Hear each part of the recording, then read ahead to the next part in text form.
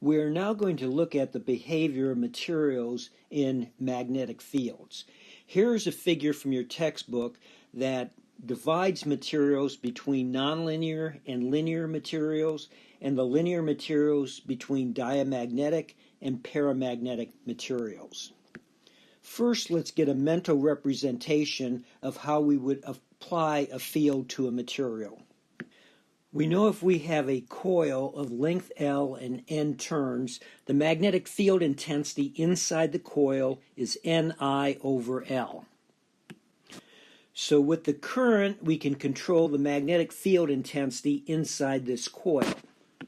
If we place our material inside the coil, we can then apply a magnetic field intensity to that material by adjusting the current through the coil. Now, B equals mu 0 times H plus M is a general expression that holds for all materials, both linear and nonlinear. But when we're working with linear materials, there's a simplification we can make to this equation. For linear materials, the magnetization is proportional to the magnetic field intensity that we are applying to that material. So the proportionality constant, chi sub m, is the magnetic susceptibility, and it is unitless because both H and M have units of amps per meter. So for our magnetization and our general expression for the magnetic flux density field, let's substitute in chi sub m times H. For M, I've substituted chi sub m times H, and now let's factor an H out. And I'm going to call 1 plus chi sub m mu sub r, where mu sub r is the relative permeability.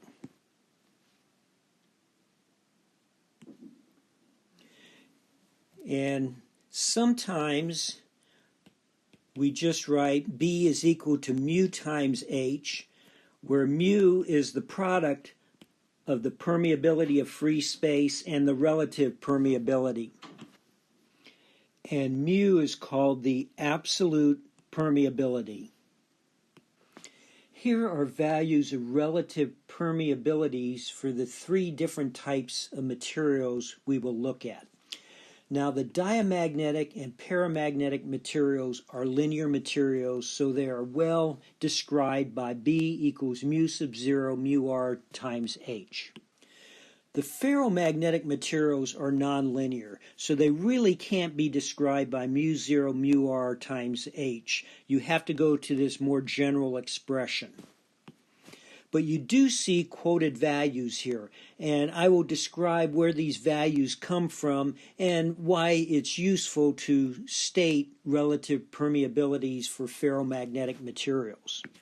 The first thing to notice is that the relative permeabilities for diamagnetic materials and paramagnetic materials are very close to 1. So essentially, you can think of linear materials as being non-magnetic. The other thing to notice is that the relative permeabilities for diamagnetic materials are less than 1 but very close to 1, while the relative permeabilities for paramagnetic materials are greater than 1 but very close to 1.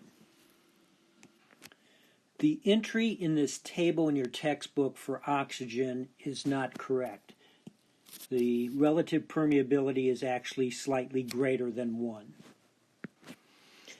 Diamagnetic materials were discovered by Michael Faraday, and they're interesting in that the magnetic field inside a diamagnetic material is slightly less than the field that's being applied to it.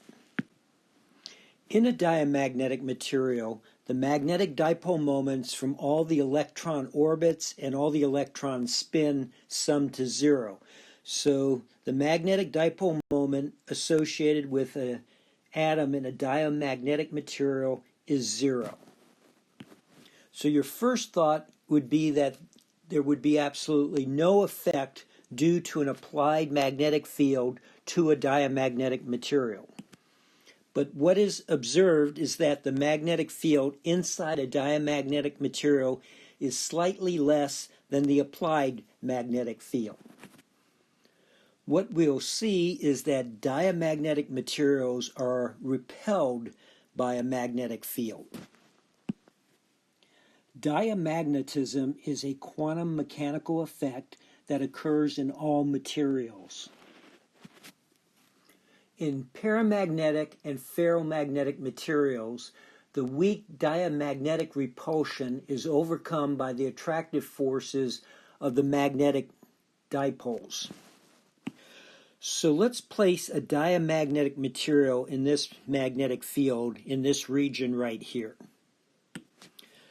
So we know that the magnetic flux density field inside the diamagnetic material here will be slightly less than it was in this region before we put the material here.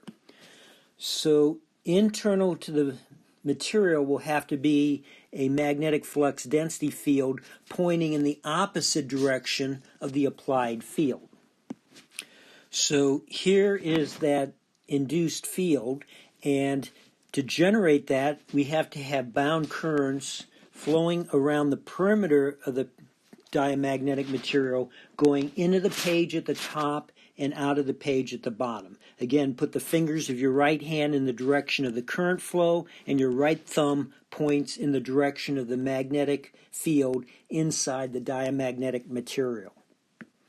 So the forces on these bound currents will be given by I sub B dl cross B. So just looking at this IDL and this IDL, we see the force on this one is to the right and down, the force on this one is to the right and up, but the net effect of all these forces on all these IDLs is to repel the diamagnetic material from the magnet. Now let's look at paramagnetic materials. In paramagnetic materials, the magnetic dipole moments from the electron orbits and the spin do not quite cancel. So each atom has a magnetic dipole moment, but it is small. In the absence of an external magnetic field, the thermal vibrations result in a random orientation of all these magnetic dipole moments.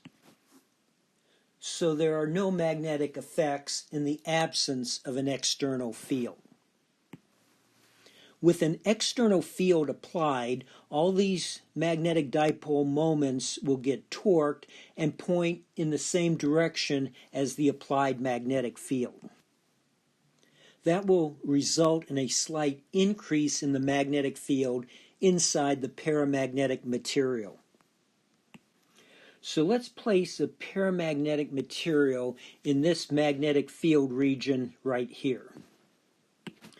So a magnetic field will be generated inside the paramagnetic material, which will add to the applied field. So here is the resulting magnetic field due to those magnetic dipole moments all being torqued in the direction of the applied magnetic field. So the bound currents have to be flowing around the perimeter as shown here. So we can look at the forces on the I sub B dl current elements. For this one coming out of the page, the force will be to the upper left, and for this one going into the page, the force will be to the left and down.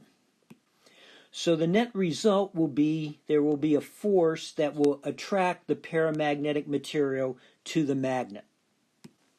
In the next video, we'll look at demonstrations of diamagnetism and paramagnetism.